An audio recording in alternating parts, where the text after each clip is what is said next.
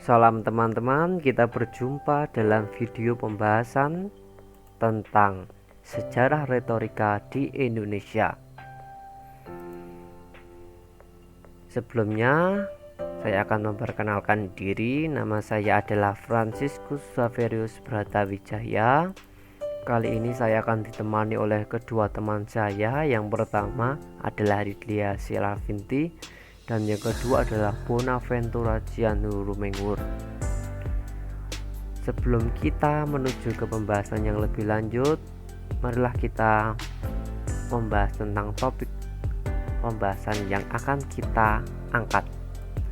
Yang pertama adalah pengertian retorika, kemudian yang kedua adalah retorika menurut para ahli, yang ketiga adalah sejarah perkembangan retorika di Indonesia, kemudian yang keempat tokoh-tokoh ahli retorika, dan yang terakhir adalah kesimpulan.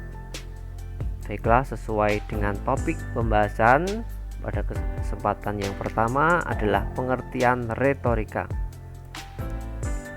Retorika berasal dari bahasa Inggris yaitu rhetoric dan bersumber dari perkataan Latin atau rhetorica yang berarti ilmu bicara. Retorika sebagai suatu ilmu memiliki sifat-sifat rasional, empiris, umum, dan akumulatif. Yang pertama rasional, yang berarti pembicaraan tersusun secara sistematis dan logis, yakni dapat berbicara yang terarah atau terstruktur dengan baik. Kemudian yang kedua ada empiris, yang berarti menyajikan fakta-fakta yang dapat ditangkap dan diterima oleh panca indera. Salah satunya adalah telinga sebagai pendengar dan indera perasa sebagai bentuk penghayatan nilai dan isi bicara. Kemudian yang ketiga umum, yang berarti kebenaran yang disampaikan tidak bersifat rahasia atau terbuka apa adanya. Dan akumulatif, yaitu penggunaan bahasa secara lisan maupun tulisan, yakni pembicaraan yang andal, mempersiapkan konsep berbentuk tulisan yang bersumber dari pemikiran dan dapat mengungkapkan secara lisan. Dari pengertian umum tersebut, pidato adalah salah satu contoh yang dapat menerapkan sifat dari pengertian retorika itu sendiri, yakni meliputi rasional, empiris, umum, dan akumulatif. Baiklah teman-teman, pada topik pembahasan yang kedua akan dibahas mengenai retorika menurut para ahli. Di sini kami telah merangkum 4 tokoh yang sudah akrab dan pasti kita pernah mendengar tentang ide-idenya. Yang pertama ada Aristoteles. Menurut Aristoteles, retorika adalah ilmu dan seni yang mengajarkan pada orang untuk terampil menyusun dan menampilkan tuturan secara efektif untuk mempersuasi pihak lain.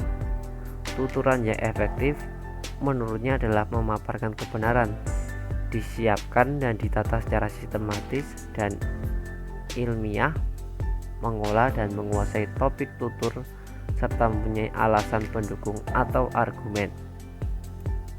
Yang kedua, dari D. Beckett, retorika adalah seni yang mengafeksi pihak lain dengan tutur, yaitu dengan cara memanipulasi unsur-unsur tutur itu dan respon pendengar.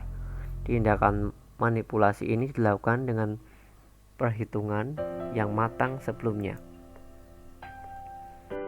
Menurut Profesor Donald Bryan, retorika adalah suatu tutur yang mempersuasi dan memberikan informasi yang rasional pada pihak lain. Artinya, dengan retorika, pembicara melakukan praktik bicara dengan tujuan memberikan ajakan maupun informasi kebenaran kepada pihak lain sebagai pendengar.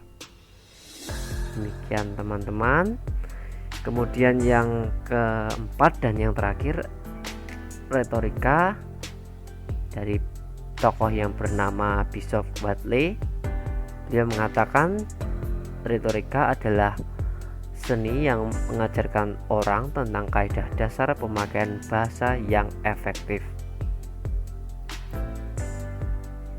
Kemudian selanjutnya kita telah mencapai topik inti dari video ini, yaitu tentang sejarah perkembangan retorika di Indonesia. Pada pembahasan ini teman saya yang bernama Mas Yan akan melanjutkan dan memberikan penjelasan tentang sejarah perkembangan retorika di Indonesia. Sejarah perkembangan retorika di Indonesia tidak dapat terlepas dari perkembangan sejarah Indonesia itu sendiri. Sejak abad ke-16, masa penjajahan Belanda, terdapat tokoh-tokoh retorika Indonesia yang menjadi para pemimpin dan pelopor pada konferensi. Sebagai wakil Indonesia, tentu saja delegasi itu memiliki kemampuan berunding. Disitulah ilmu retorika terpakai. Perkembangan retorika saat ini bukan hanya sekedar alat atau sarana komunikasi agar sampai pada arah dan maksud tujuan dari retorika saja, tetapi ilmu yang dikembangkan oleh filsuf terkenal di masa Yunani kuno ini telah unggul menjadi tuntutan profesi syarat utama kepemimpinan dan bahkan menjadi sebuah profesi tunggal seperti juru bicara, moderator, pembawa acara, dan sebagainya. Retorika itu bahwasannya tidak sekedar mampu berbicara saja, melainkan memimpin dengan cara memberikan ajakan dan wicara kepada masyarakat atau anggotanya. Sehingga bila ditelaah dengan budaya kebangsaan kita, kebesaran negara ini juga diisi oleh orang yang memahami ilmu retorika ini seperti tokoh-tokoh kemerdekaan, tokoh-tokoh kependidikan, dan tokoh-tokoh pengisi kemerdekaan. Nah teman-teman, itulah tadi. Untuk selanjutnya yaitu adalah tokoh-tokoh ahli retorika. Pada kesempatan kali ini teman saya Mbak Lydia akan menjelaskan tentang tokoh ahli retorika.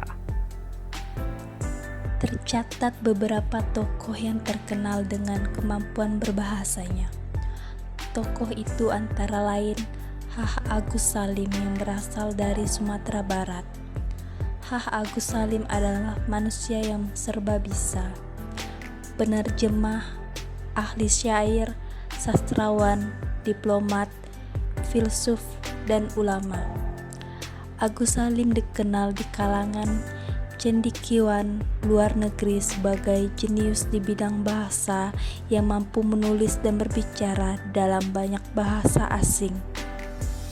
Meskipun beliau mahir berbahasa asing, Agus Salim justru menunjukkan kecintaannya terhadap bahasa Indonesia di bidang Dewan Rakyat atau Volkskrant, sehingga menggerakkan Belanda. Ahli pidato Indonesia yang sangat terkenal adalah seperti yang diungkapkan dalam awal tulisan ini, yaitu Insinyur Soekarno. Insinyur Soekarno dikenal di seluruh dunia. Memang suatu anugerah Tuhan kepada beliau. Kemampuan pidato yang luar biasa dimilikinya. Suasana hening tercipta karena orang tidak ingin melewatkan setiap yang diucapkannya. Ketika berpidato, Bung Karno tidak pernah membaca naskah. Pidato beliau bisa membuat pendengarnya terpengaruh dan terbiasa mengikuti apa yang beliau sampaikan. Salah satu pidato beliau yang terkenal yang berjudul Nawaksara.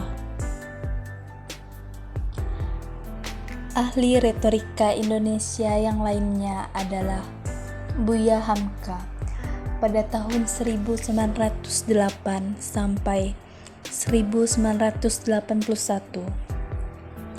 Seorang ulama aktivis politik dan seorang penulis terkenal. Kemampuan menulis yang didapatnya secara otodidak telah mengharumkan namanya sampai ke dunia internasional.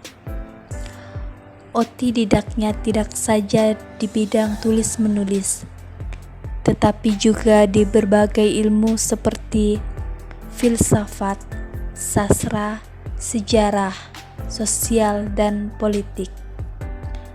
Kelebihan lainnya yang dimiliki antara lain berbahasa Arab.